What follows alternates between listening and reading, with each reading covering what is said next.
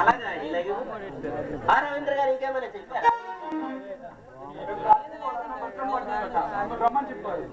వస్తారుగా ఆత్మీయులు పిలిస్తే రాకుండా ఎలా ఉండదు?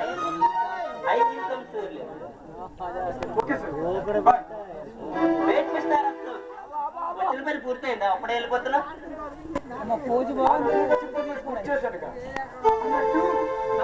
మీకు ఎలా తెలుసు? ఈ సామ్రాట్ సంగతి సరిగ్గా తెలియదు. నువ్వు రవీంద్ర పంపిస్తే రాలేదు.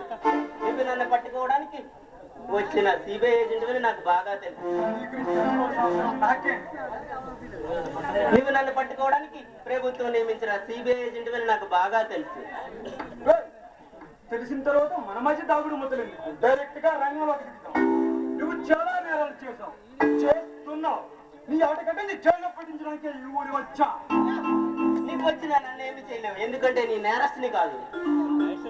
నువ్వు నేరస్తుడిగా కాదు, చేయాల్సింది నువ్వు కాదు, న్యాయస్థానం. ఏ న్యాయస్థానం నన్ను నేరస్తుడిగా నిరూపించలేదు. ఏ పోలీస్ అధికారి నన్ను అరెస్ట్ చేయలేదు. పోలీసులు అంటే తెలుగు అభిప్రాయం ఉన్నట్టుంది. ఈ అభిప్రాయం తప్పని నిరూపిస్తాను. నేను నేరస్తుడిగా జైలుకి పంపిస్తాను.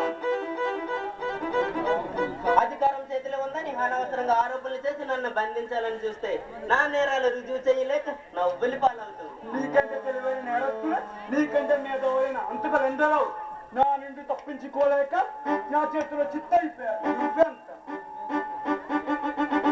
నన్ను దోస్తుగా న్యాయస్థానం ముందు నిలబెట్టాలని ఎందరో పోలీస్ అధికారులు పగట కలలకు అన్నారు, పతనం అయిపోయారు. నువ్వు వాళ్ళకంటే గొప్పవాడు. వచ్చి వ్యక్తులు తాగే పరమకిరాతకులు, నడి బజార్లో అచ్చిలు చేసే నరహంతకులు ఎందరూ కటికటాలు లెక్క పట్టించిన కర్కోటికులు నా ముందు చూపించాలని చూస్తే నిత్యాతికి చంకలు వేసి నడి బజార్లో విడుచుకు తీసుకెళ్తా. జాగ్రత్త.